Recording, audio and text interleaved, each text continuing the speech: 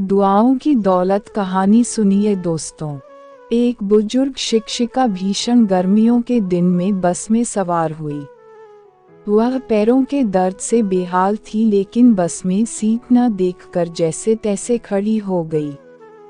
अभी बस ने कुछ दूरी ही तय की थी कि एक उम्रदराज औरत ने बड़े सम्मानपूर्वक आवाज दी, आ जाए मैडम, आप यहाँ बैठ जाएं, कहते हुए उसे अपनी सीट पर बैठा दिया। खुद वो गरीब सी औरत बस में खड़ी हो गई। मैडम ने दुआ दी, बहुत बहुत धन्यवाद, सच में मेरी बहुत बुरी हालत थी। ऐसा सुनकर उस गरीब महिला के चेहरे पर एक सुकून भरी मुस्कान फैल गई।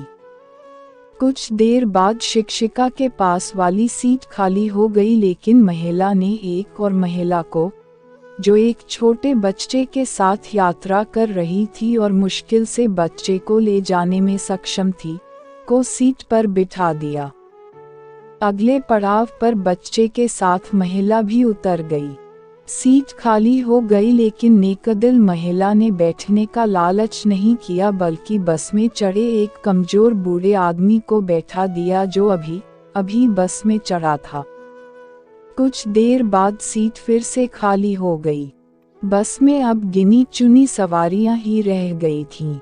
अब उस अध्यापिका ने महिला को अपने पास बिठाया और पूछा, सीट कितनी बार खाली हुई है, लेकिन आप लोगों को ही बैठाती रही, खुद नहीं बैठी, क्या बात है?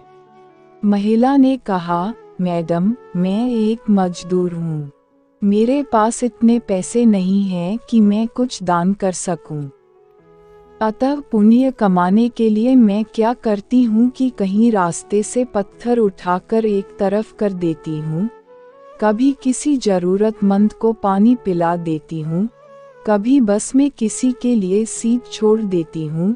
फिर जब सामने वाला मुझे दुआएं देता है तो मैं अपनी गरीबी भूल जाती हूँ। दिन भर की थकान दूर हो जाती है, और जब मैं दोपहर में रोटी खाने के लिए बैठती हूँ ना बाहर बेंच पर, तो ये पंछी चिड़ियाँ पास आके बैठ जाते हैं।